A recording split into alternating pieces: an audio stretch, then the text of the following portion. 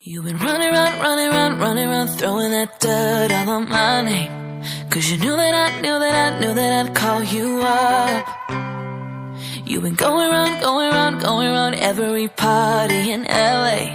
Cause you knew that I'd be in one.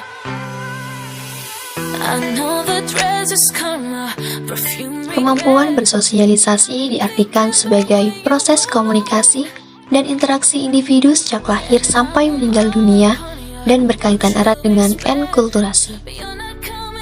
Selain itu, menurut Buchler dalam James M. Henslin 2006 pada halaman 7, dijelaskan bahwa kemampuan bersosialisasi merupakan kemampuan individu dalam menyesuaikan diri, bagaimana cara berpikir secara kelompok agar dapat berperan dan berfungsi dalam kelompoknya.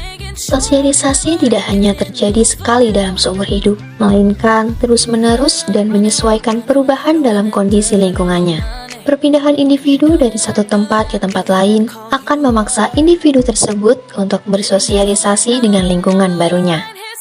Di sini, individu dituntut dapat bersosialisasi dengan baik di lingkungan sekolah, kampus, tempat kerja, maupun masyarakat. Dengan kemampuan bersosialisasi yang baik, individu akan dapat mengenali dirinya, kedudukannya, dan juga perannya, sehingga ia akan mengetahui bagaimana harus bertingkah laku pada lingkungan tempat ia berada. Kemampuan bersosialisasi dipengaruhi oleh beberapa faktor. Menurut Orville J. Brim dalam Subagio dan Mardian Wibowo tahun 2006 halaman 86, menjelaskan bahwa kemampuan bersosialisasi dipengaruhi oleh dua faktor utama. Yang pertama, faktor intrinsik merupakan faktor yang berasal dari dalam diri individu itu sendiri, seperti tingkat kecerdasan, bakat dan keterampilan, bentuk fisik dan postur tubuh, serta golongan darah. Yang kedua, faktor ekstrinsik merupakan faktor yang berasal dari luar diri individu, seperti halnya kondisi lingkungan keluarga, kondisi lingkungan pergaulan, kondisi lingkungan pendidikan, serta kondisi lingkungan pekerjaan.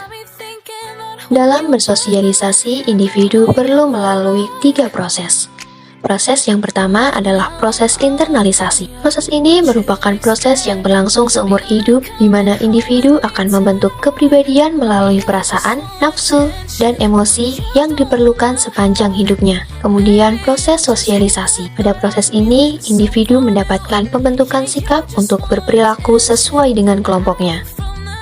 Serta proses inkulturasi, di mana individu akan mempelajari dan juga menyesuaikan pikiran serta sikapnya dengan adat istiadat, norma, dan peraturan dalam kebudayaannya.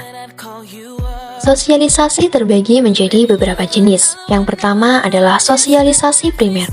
Sosialisasi yang pertama kali dialami individu sejak lahir dan berlangsung pada usia 1 hingga 5 tahun. Contohnya adalah ketika bayi baru lahir, ia akan mulai bersosialisasi dengan kedua orang tua dan juga anggota keluarga lainnya.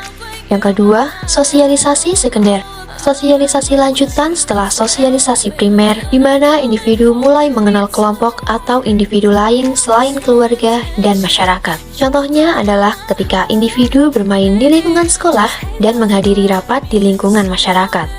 Pada dasarnya, kemampuan bersosialisasi tidak muncul secara tiba-tiba pada setiap diri individu, melainkan ada individu yang dengan mudah bersosialisasi atau bahkan sangat sulit untuk bersosialisasi.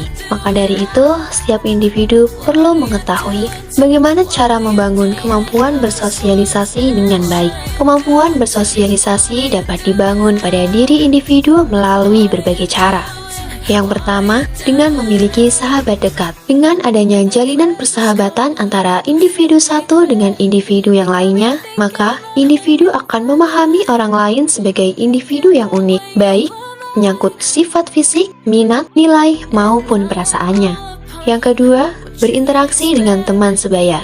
Pendapat ini juga didukung oleh Dayakisni 2003 yang menyatakan bahwa sosialisasi tidak mungkin terjadi apabila tidak memenuhi 2 syarat, yaitu adanya kontak sosial dan juga komunikasi. Kontak sosial menjadikan hubungan satu pihak dengan pihak lain sebagai reaksi sosial. Sedangkan komunikasi dapat meliputi keterbukaan, empati, dukungan, rasa positif, dan kesamaan bergaul dengan orang lain. Selanjutnya adalah dengan memiliki keterampilan sosial yang baik. Smithson dan Alport dalam Harpati 2004 menyatakan bahwa keterampilan sosial menjadi kemampuan dalam menjalin hubungan dengan orang lain dengan cara kemampuan berinisiatif, berempati, bersikap terbuka, bersikap asertif, memberikan dukungan emosional, serta mengatasi konflik. Dan yang terakhir, individu dapat membangun kemampuan bersosialisasi dengan meningkatkan rasa percaya diri. Dengan yakin pada kemampuan diri sendiri, maka individu akan lebih mudah dalam menjalin komunikasi dengan orang lain.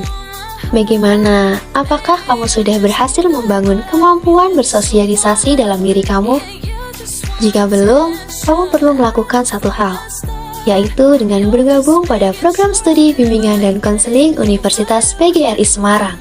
Nantinya kamu akan mempelajari banyak sekali hal yang akan meningkatkan kemampuan bersosialisasi kamu. Untuk info selengkapnya, kalian bisa langsung mengunjungi akun Instagram Universitas PGRI Semarang atau bisa mengunjungi langsung kampus Universitas PGRI Semarang. Terima kasih, cukup sekian dari saya, kurang lebihnya mohon maaf. Wassalamualaikum warahmatullahi wabarakatuh. Sampai jumpa.